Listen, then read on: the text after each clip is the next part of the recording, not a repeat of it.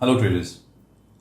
कल मैंने आपके साथ एक वीडियो शेयर किया था गुड इनसाइड पास, और इस वीडियो के दरमियान मैंने एक कॉन्सेप्ट का जिक्र किया था NR4 एंड NR7। वेल, काफ़ी व्यूअर्स ने ये रिक्वेस्ट किया कि NR4 और NR7 को लेके एक अलग से वीडियो बनाइए। सो आज ये वीडियो का ऑब्जेक्टिव यही है कि NR4 NR7 क्या होता है। मुझे पर्सनली इस कॉन्सेप्ट में थोड़ा सा फ्लॉ दिखता है और हम लोग इसको इम्प्रोवाइज बेटर कर सकते हैं। तो चलिए, let's dive deep into NR4 and NR7।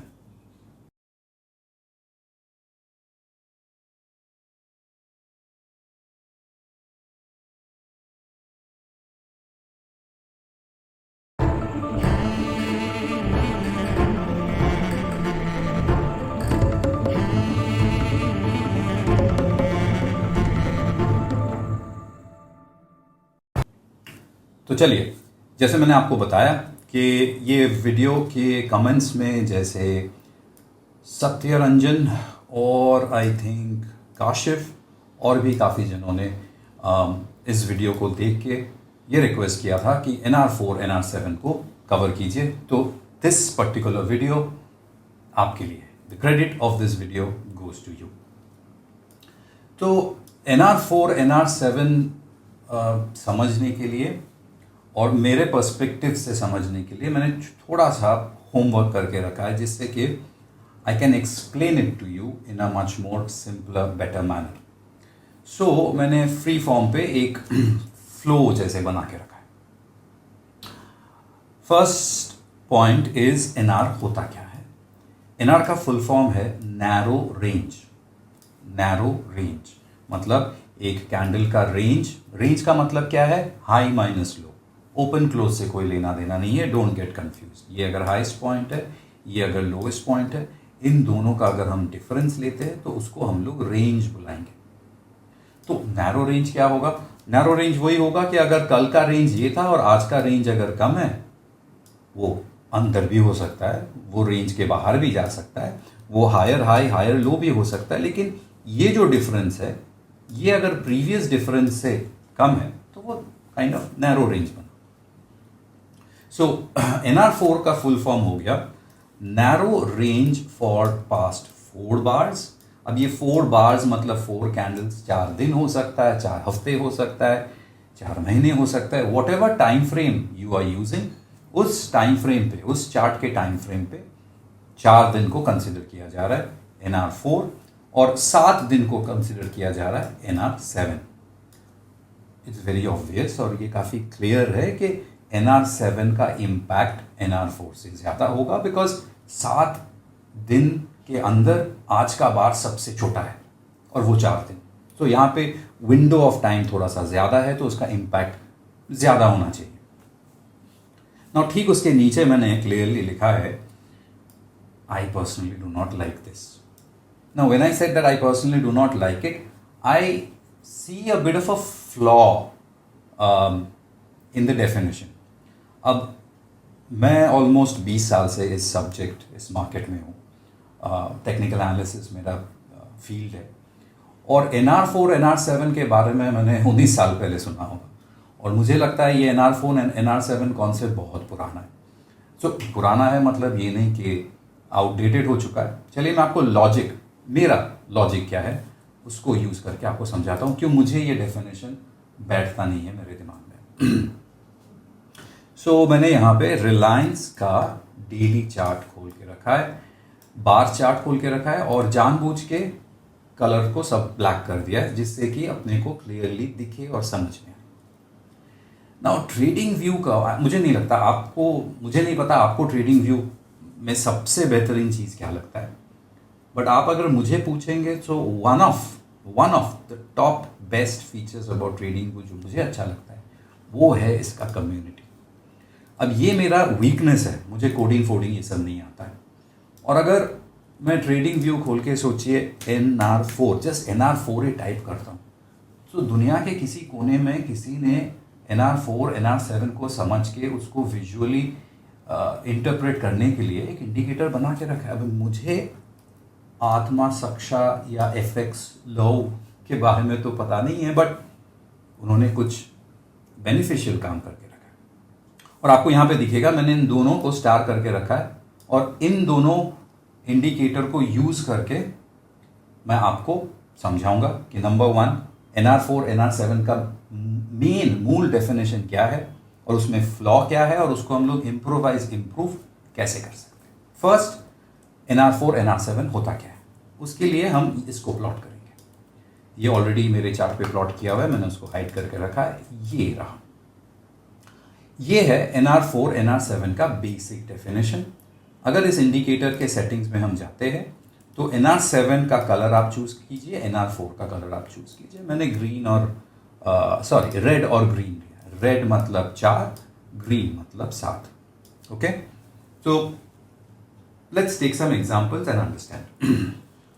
For example, ये दोनों बार NR4 है, इसका मतलब 1 2 3 4। मैं अगर पहले वाले को लूं, पहले लाल कैंडल को लूं, सो एसेंशियली 1 2 3 और 4, इस 4 दिन के जो विंडो है, जो 4 दिन का बार का काउंट है, इसमें इस दिन सबसे छोटा रेंज बना था।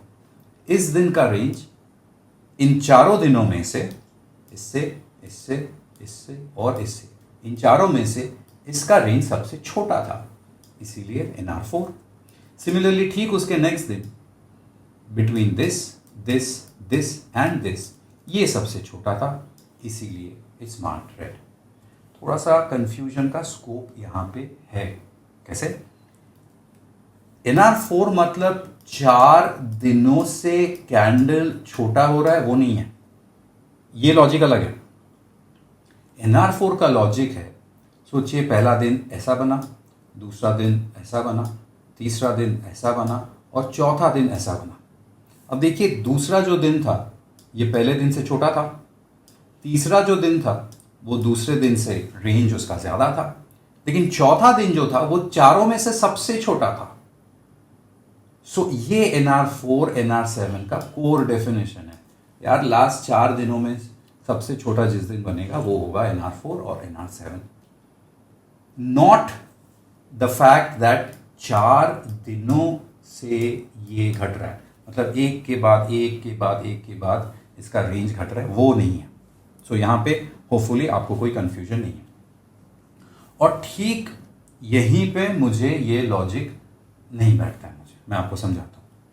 वो समझाने के पहले NR7 आपको समझ में आ गया होगा।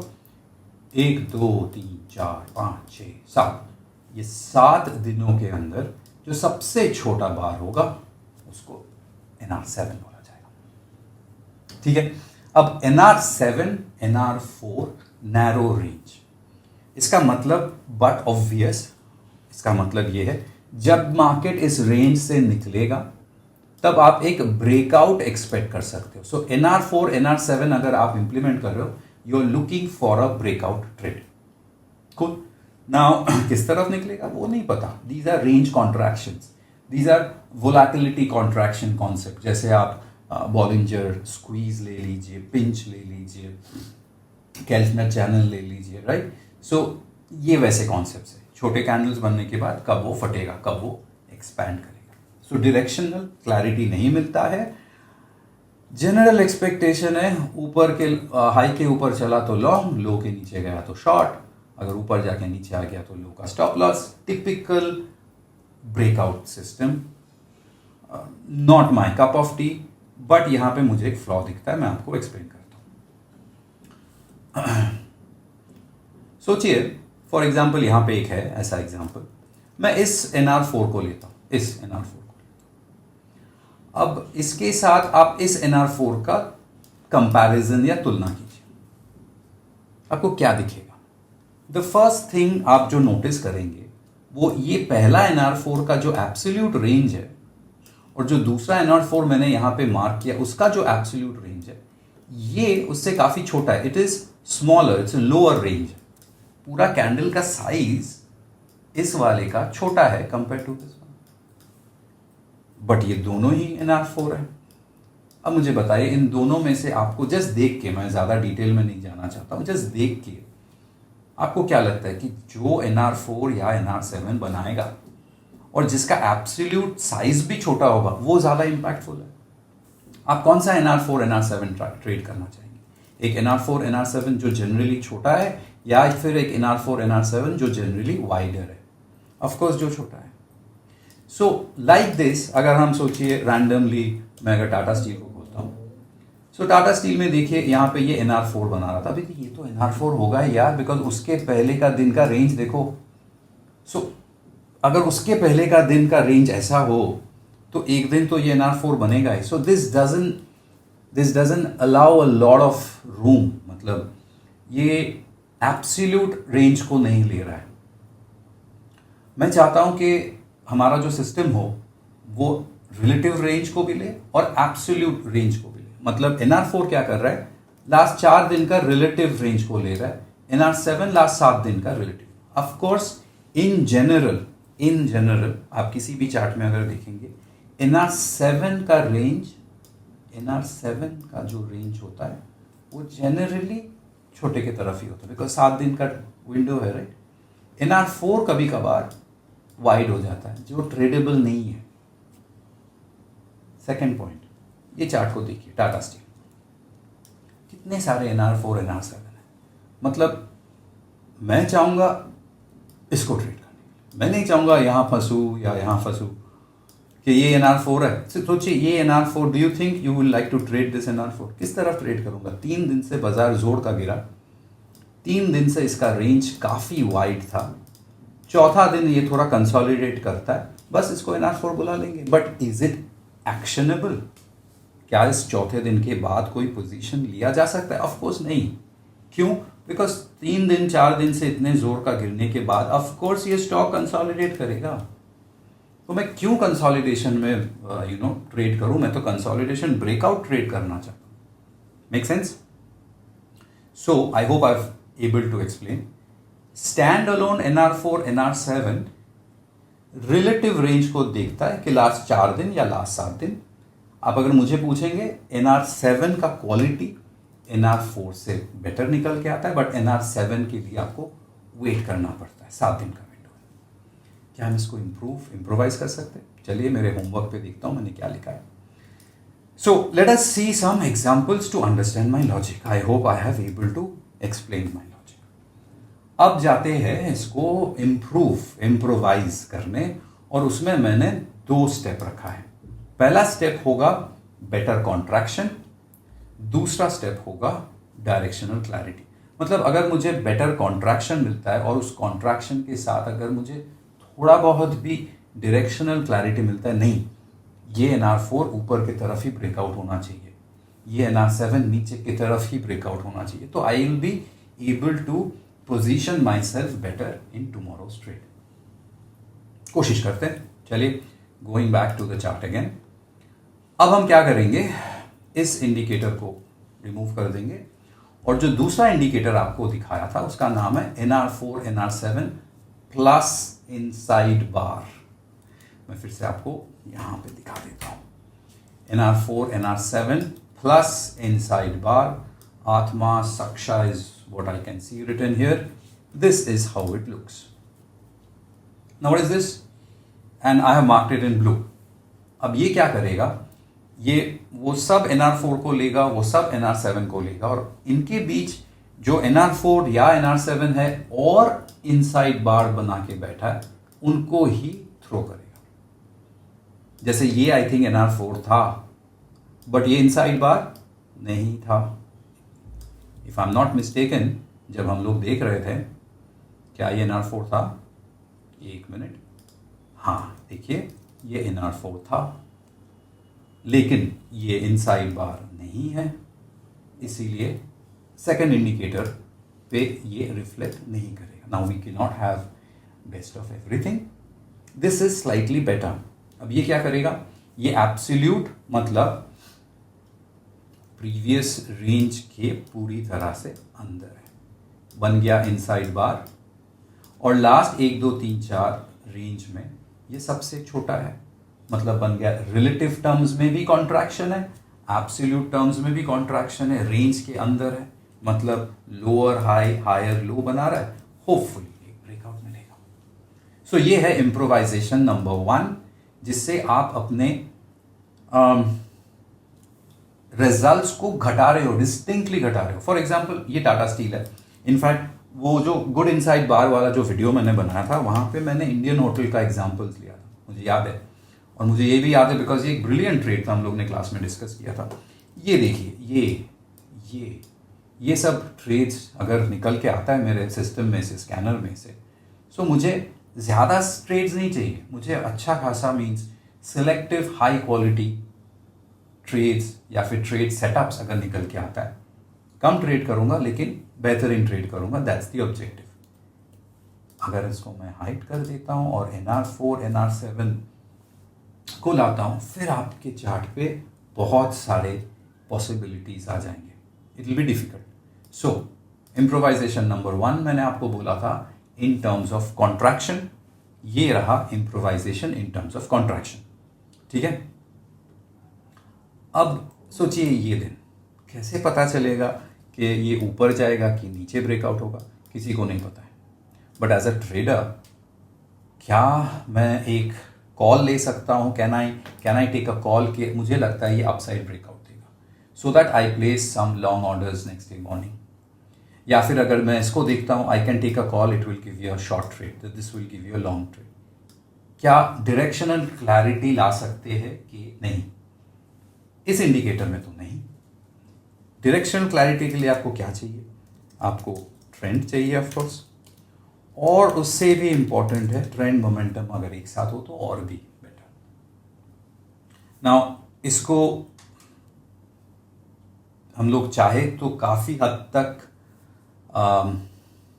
लेट्स से एडवांस्ड लेवल पे ले जाके चार्ट का एक लुक दे सकते हैं, ट्रेंड इंडिकेटर ये सब वो सब करके, बट उतना कॉम्प्लिकेटेड मुझे नहीं करना है। मुझे इसको मेरे जो फेवरेट चार्ट टाइप है वो है हाइकेनाशी। ध्यान से सुनिए, आप इंडिकेटर्स में आइए, इंडिकेटर्स में जाके आप हाइकन, और यहाँ पे ना हाइकन का स्पेलिंग HEIKEN टाइप कीजिएगा, KIN नहीं, हाइकेनाशी टाइप करके यहाँ पे आपको क्रिप्टो रॉक्स बोल के किसी का बनाया हुआ एक हाइकेनाशी इंडिकेटर मिलेगा। आप इसको प्लॉट कर सकते हो। मैं पहले कॉन्सेप्ट समझा देता हूँ, और इसको ये 3 डॉट्स में आके, इस 3 डॉट्स में आके इसको मूव टू अपर पे, मतलब एसेंशियली मैं आपको इस इनसाइड बार NR4 NR7 के साथ हाइकेनाशी को दिखाना चाहता हूँ। अगर आपने मेरे साथ कोई भी प्रोग्राम किया है या फिर आप मेरे साथ मेरे पर्सनल राइट ट्राइब कम्युनिटी में हो, तो आपको पता है कि ये सब हाइकेनाशी कितना स्ट्रांग होता है। सो हाइकेनाशी में अगर आपको ग्रीन हाइकेनाशी डोजी दिखे, उसके पहले अगर पॉजिटिव हाइकेनाशी बना हुआ दिखे, तो आपका एक जनरल टेंडेंसी होगा पॉजिटिव ब्रेकआउट।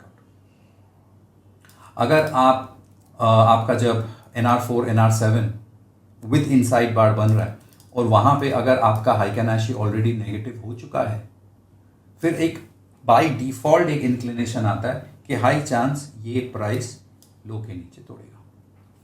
थर्ड, अगर आपका NR4 NR7 इनसाइड बार के साथ बनता है और उस दिन अगर आपका हाइकेनाशी पॉजिटिव हाइकन के बाद सीधा कंसोलिडेट करता है, मतलब टू बी ऑनेस्ट, अगर आपने प्रेप्ट में हो या मेरे साथ हो तो आपको पता है ये सेटअप मतलब is like a killer, like high chance that this should give a breakout, and अगर वो ब्रेकआउट सस्टेन होता है it should fly. So directional clarity के लिए हमेशा ऐसा नीट नहीं होगा। जैसे यहाँ पे देखिए, यहाँ पे ये NR7 NR4 बनाता है, इनसाइड बार बनाता है, हाइकेनाशी के लैंग्वेज पे इस रैली के बाद कंसोलिडेशन कंसोलिडेशन कंसोलिडेशन 4 दिन से कंसोलिडेट करके एक दिन का ब्रेकआउट देके फिसल जाता है। अब कौन सा मूव 1 दिन का होगा, कौन सा मूव 6 दिन का होगा, that is trading, that is the beauty of trading. But now if I add NR4 NR7 उसके ऊपर इनसाइड बार, तो मुझे better relative contraction and better absolute contraction मिल गया।